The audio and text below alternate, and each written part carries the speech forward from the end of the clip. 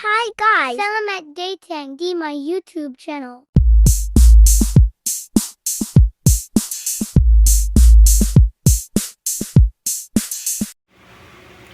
Assalamualaikum warahmatullahi wabarakatuh.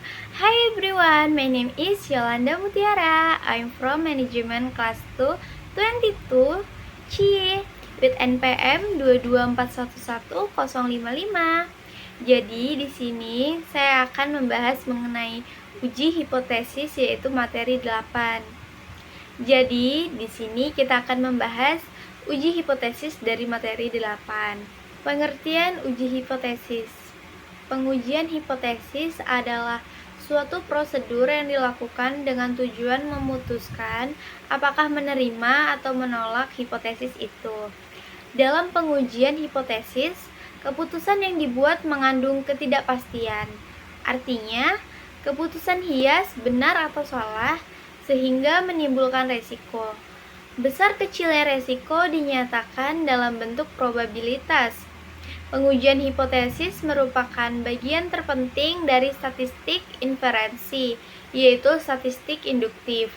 Karena berdasarkan penguji tersebut, pembuatan keputusan atau pemecahan persoalan sebagai dasar penelitian lebih lanjut dapat terselesaikan. Selanjutnya ada macam-macam prosedur pengujian hipotesis. Yang pertama yaitu menentukan formulasi hipotesis. Hipotesis nol atau nihil atau bisa disebut dengan HO. Hipotesis nol adalah hipotesis yang dirumuskan sebagai suatu pernyataan yang akan diuji.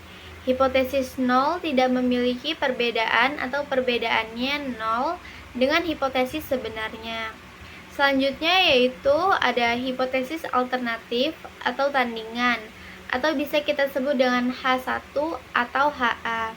Yaitu hipotesis alternatif adalah hipotesis yang dirumuskan sebagai lawan atau tandingan dari hipotesis nol.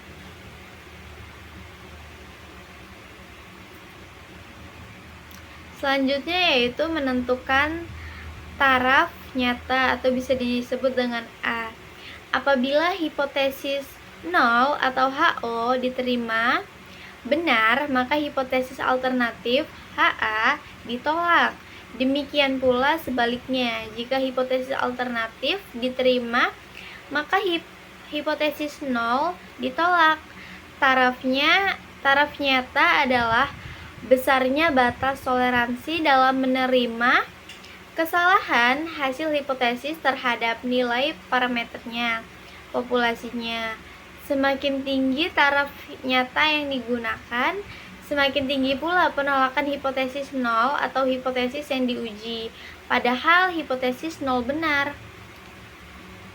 Besaran yang sering digunakan untuk menentukan taraf nyata dinyatakan dalam persen, yaitu 1% atau bisa disebut 0,01, 8% atau bisa disebut dengan 0,05, 10% atau bisa disebut dengan 0,1, sehingga secara umum taraf nyata dituliskan sebagai 00,01, 00,05, 00,1.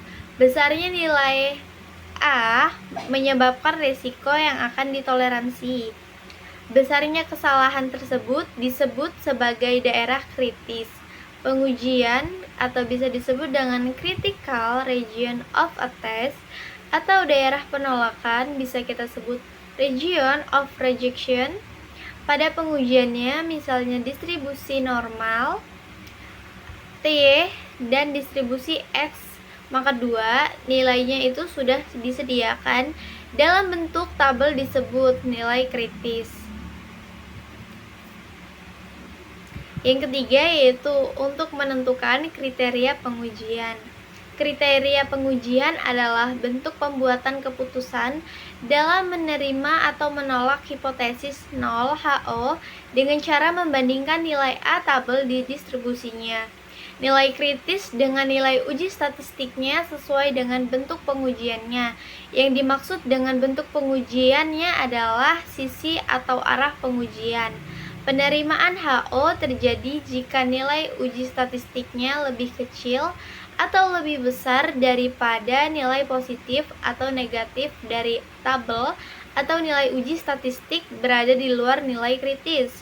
Yang selanjutnya yaitu penolakan HO terjadi jika nilai uji statistiknya lebih besar atau lebih kecil daripada nilai positif atau negatif dari tabel A, atau nilai uji statistik berada di luar nilai kritis. Yang selanjutnya yaitu menentukan nilai uji statistik, di mana uji statistik merupakan rumus-rumus yang berhubungan dengan distribusi tertentu dalam pengujian hipotesis. Uji statistik merupakan perhitungan untuk menduga parameter data sampel yang diambil secara random dari sebuah populasi. Misalkan akan diuji parameter populasi, maka yang pertama-tama dihitung adalah statistik sampel.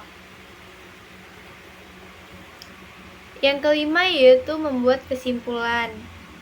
Pembuatan kesimpulan merupakan penetapan keputusan dalam hal penerimaan atau penolakan hipotesis nol yang disesuai dengan kriteria pengujiannya.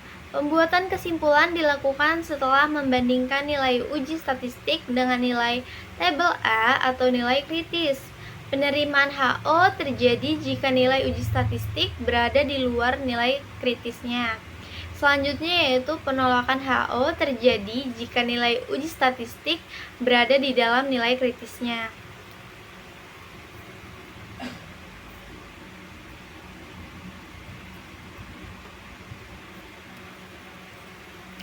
Sekian dari saya. Wassalamualaikum warahmatullahi wabarakatuh. Kamsahamnida. Jangan lupa like, comment, dan subscribe. See you deku.